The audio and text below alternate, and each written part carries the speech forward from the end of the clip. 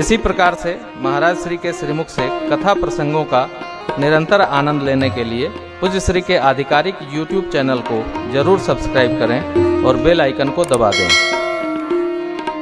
देखिए गुरु जी कहते भयउ तुम्हार तनय सोई स्वामी राम प्रेम अनुगम। जो पवित्र प्रेम का अनुगमन करते हैं, भगत प्रेम बस सगुन सो होई, वो राम। उनके लिए मुहूर्त अनिवार्य नहीं है। बेग विलंबन करिय नृप साजिय सब ये समान, सुदिन सुमंगल तब ही जब राम हो। बेग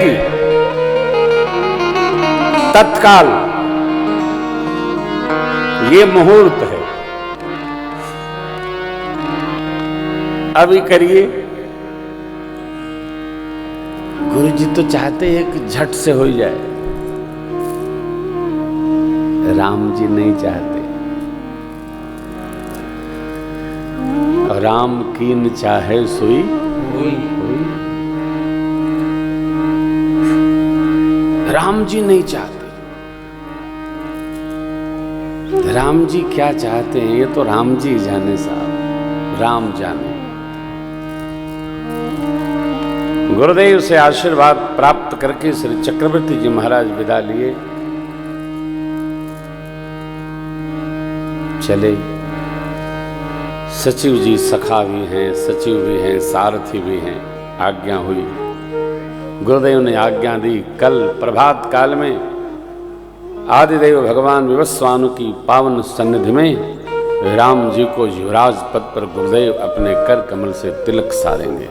रचना बनाई जाए, व्यवस्था की जाए। पूरी अयोध्या सजने लगी। चक्रवर्ती जी ने प्रार्थना किया था, प्रभु राम जी को बहू जी को कुछ उपदेशित कर लेंगे। वहां भी गुरुदेव ने जाकर के कहा, यही कहा, राम करहु सब संजम आजो, जो विधि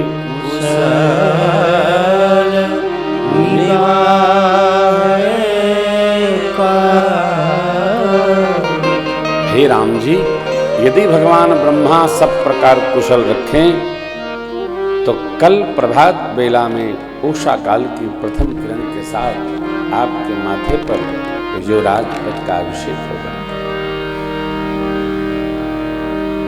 भगवान ने गुरुदेव भगवान का अभिपूर्वक पूजन किया, आशीष पाया था। निहोर किए आपके आने से यह घर पावन हुआ। ठाकुर आज्ञा होती मैं आ जाता। ये राम जी का रामत्व है, चरित्र है, व्यवहार है, संस्कार है। उपदेश करके जैसे ही गुरुदेव भगवान विदा लिए, भगवान ने देवताओं को प्रेरणा दी। ये देखिए, भगवान ने देवताओं से कहा कि हम जिस निमित्त आए हैं उस कार्य के लिए आप रचना बनाओ। यदि अभिषेक हुआ तो उस कार्य में विलंब होगा।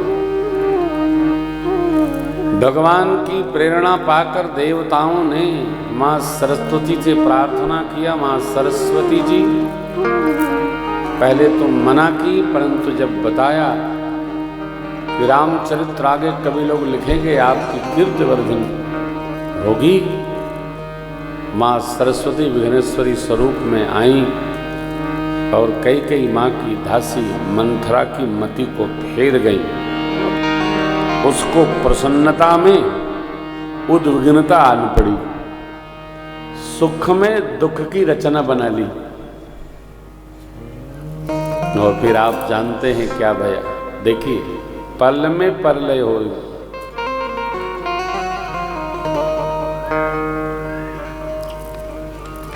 कहां तो अभिषेक की रचना बन रही थी और ऐसी रचना बन गई, कई माँ जो भगवान श्री राम और माँ स्याजू में कितनी ममता रखती हैं, ब्रह्मा जी से चाह रही हैं, जो विधि देहि जन्म करि मोहु हो राम सिय पूत पतो हो। वो कई अम्बा मंथरा के समझाने पर स्पर्श दोष के कारण भरत जी को राज तिलक मांग ली महाराज से, और राम जी को उदासीन वेश में भाव में 14 वर्ष का वन मांगा। कई मैया ने नहीं मांगा, राम जी ही वन यात्रा करना चाहते हैं, इसलिए कई माँ को भगवान ने निमित्त बनाया। ये ठाकुर निमित्त कहीं किसी को बना सकते हैं। राम जी अपने कार्य का निमित्त किसको बनाते हैं ये भी वही जानते हैं। कौन किस भाव से इस राम लीला में पात्र बनेगा कोई कह नहीं सकता, राम जी जाने। श्रृंगार का अवसर है, पूरी अयोध्या आनंद में निमग्न है। संध्या वेला में महाराज पहुंचे, मंथरा के समझाने पर कई मैया कोप भवन में महाराज आए। वचन तब मांगना जब वो सत्य और कुल की राम की सौगंध ले ले। भूपति राम शपथ जब करई, तब मांग सुजहि बचन मिटरई। ये प्रसंग कहता है कि मनुष्य मात्र को किसकी मंत्रणा लेनी चाहिए, ये बहुत अनिवार्य है जानना, चाहे जिससे राय नहीं करना चाहिए। कोई सेवक यदि राय देता है स्वामी को, तो उस राय में उसका स्वार्थ प्रधान होता है कि हम जो कह रहे हैं इससे हमारा क्या लाभ होगा, अपना लाभ, उसके बाद स्वामी का लाभ। समझदार विवेकी व्यक्ति को इससे बचना चाहिए, क्योंकि हमको हमारा उत्पाद नहीं दिखता है, सेवक को लाभ भी दिखता है, हमारा उत्पाद भी दिखता है। संगत जति कुमंत्रते राजा राजा मानत ज्ञान पानते लाजा।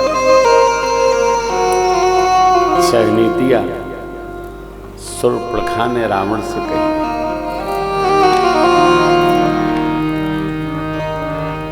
महाराज से माने वचन से बंधने के बाद यही 2 वरदान मांगे। तिलक राम जी का नहीं भरत जी का होगा। राम जी अयोध्या में नहीं वन में रहेंगे। तापस वेश विशेष उदासी 14 वर्ष राम वनवासी। माँ ने मांगा, राम जी को वन जाना था, अस्तु मांगा।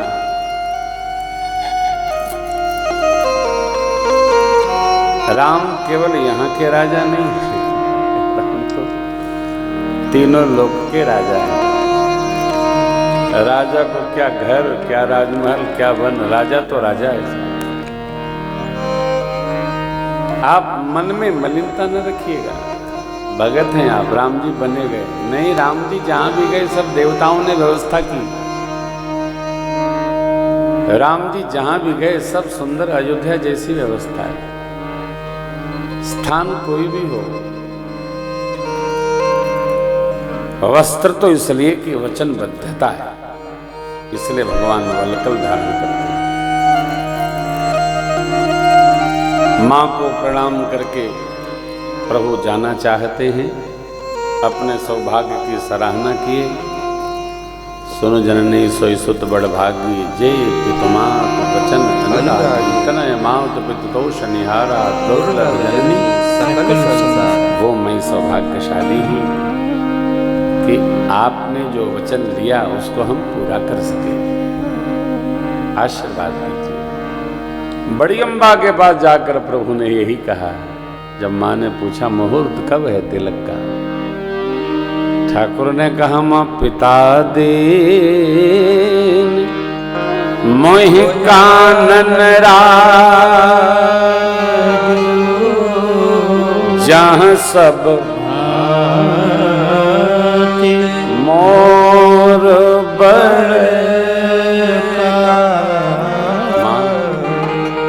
पिताजी ने हमको वन का राज्य दिया है, अयोध्या का नहीं, विराट राज्य दिया, स्वीकार।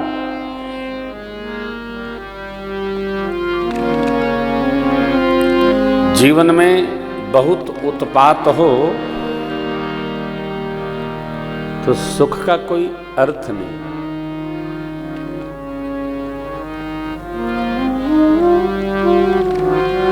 उत्पातों को शांत कर ले तो सुख का अर्थ है। धरती पर आसुरी शक्तियां इतनी प्रभावी हैं, जब तक इनका विनाश न हो तब तक राम राज्य का कोई अर्थ नहीं। भगवान ने धरती के भार को उतारने के लिए ऋषि मुनियों का पावन आशीष पाने के लिए दुनिया के दुर्दांत आतंकवादी रावण का समय निकट आ गया है, उसको यहां से विदा करने के लिए तामसिक प्रवृत्तियों को सर्वनाश दिलाने के लिए परमात्मा ने वनवास स्वीकार कर लिया। बने बने भटके, दरे दरे भटके, ऐसा नहीं है। राम जी दर दर नहीं भटके, ये परिभाषा गलत है। पूज्यपाद गोस्वामी जी भी नहीं लिखते कि मेरे सरकार बड़े दुखी। लक्ष्मण जी ने यही निषाद जी को समझाया, वर्षासन देकर सरकार आगे बढ़े। सुमंत्र जी को चक्रवर्ती महाराज ने बुलाकर कहा रथ लेकर जाइए, वन घुमा के 4 दिन में लाइएगा। कदाचित सत्यव्रतिज्ञ राम जी नाम बहू जी को लाइएगा। भगवान रथारूढ़ होकर चले, पूरी प्रजा अयोध्या की साथ में चल पड़ी। तमसा तट आया, भगवान ने माया को प्रेरित करके सबको शयन करा दिया। प्रजा सो गई, भगवान ने सुमंत्र जी का वस्त्र हिलाया, लेटे थे यूं। तात श्री रथ के चिन्ह मारकर रथ को आगे ले चलिए। मां, प्रभु, लखनलाल, सचिव जी रथ से आगे बढ़े। गंगा मां का तट आया, दर्शन हुआ। उतरे राम देवसरी, देखी भगवान ने गंगा मां को प्रणाम किया। बोलिए गंगा मैया की जय।